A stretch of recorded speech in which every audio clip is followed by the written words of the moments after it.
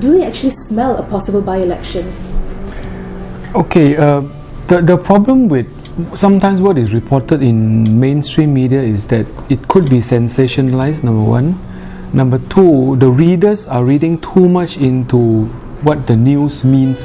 Of course, there is always a chance of a by-election, and the fact is not being helped by PM himself coming for visit sometime last year, that 3-4 months ago, called the Mesra Rakyat, and then followed by Shahrizad's official visit 2 weeks ago, followed by Tan Sri Muhyiddin's visit a week ago, followed by Khairi's visit a week ago. So, but you must understand that Shahrizad's visit was purely on Kebajikan side. Even though it was an official visit, it wasn't an official visit to Batu per se. And Khairi's visit was on UMNO basis. None of us are involved. He came here to speak to the youths, the UMNO youths of today, as well as many other divisions. So if we believe in the conspiracy theory and read too much into between the lines, we would think that yes, there is a by-election.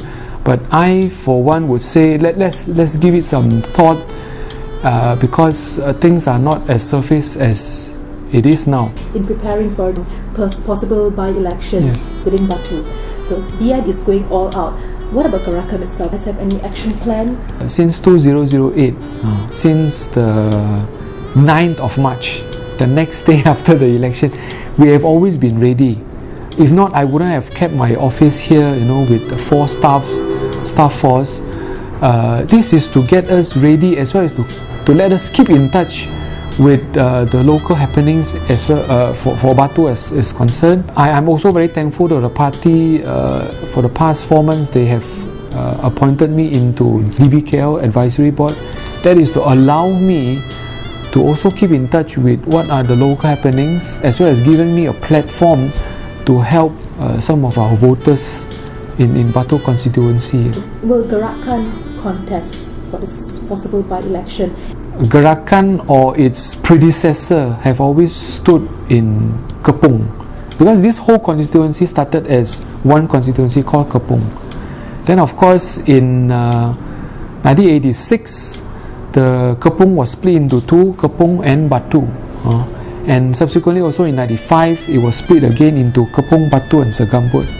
So if we take into consideration that fact, historical fact, we would still under the banner of Barisan Nasional be contesting in Batu, Segambut and Kepung, unless and until the leadership feels that we would do so. Otherwise, we would defend our fort here in Batu. Then will I be the candidate?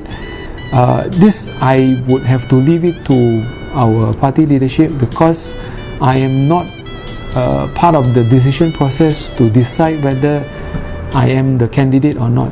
Post March 2008, what else Gerakan has done to the people of Batu?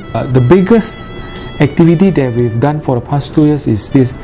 We have almost had 400 appeals each year, 400 appeals for people to go into the PPRs in this area. PPRs are the low-cost housing apartments. I do not dare to say that we have helped all, but for a fact we have helped more than 50% or more than half of people who have come to see us.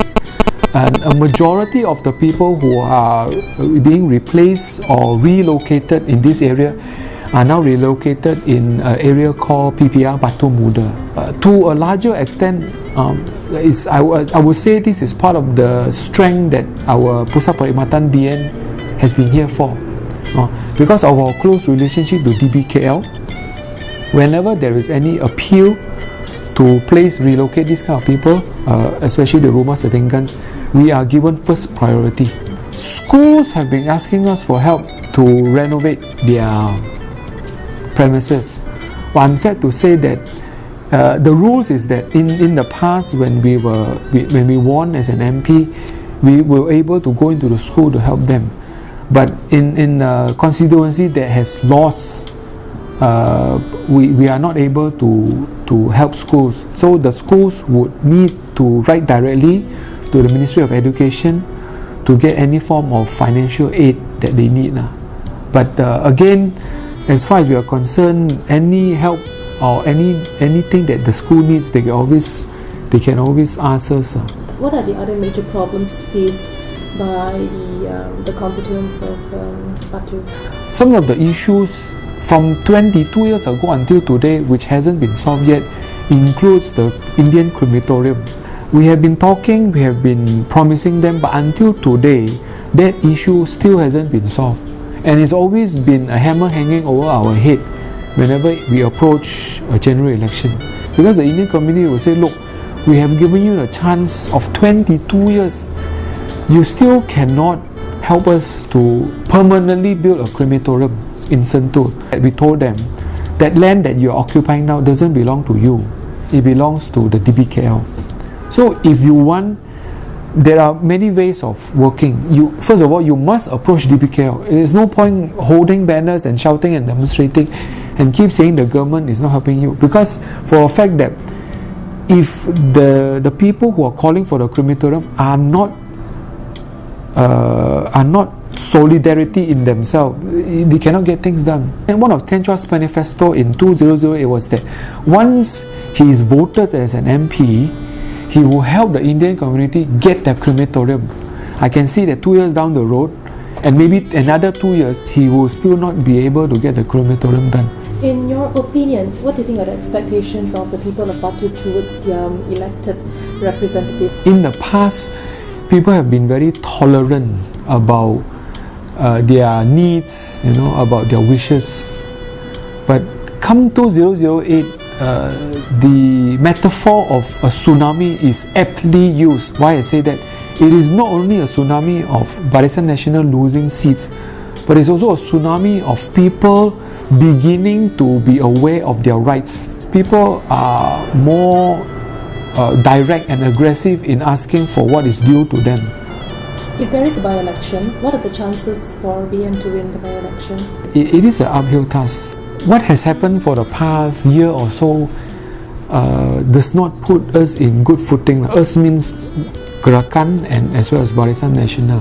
Gone are the days of 1999 where, and the 2004 when we won a majority of 12,000.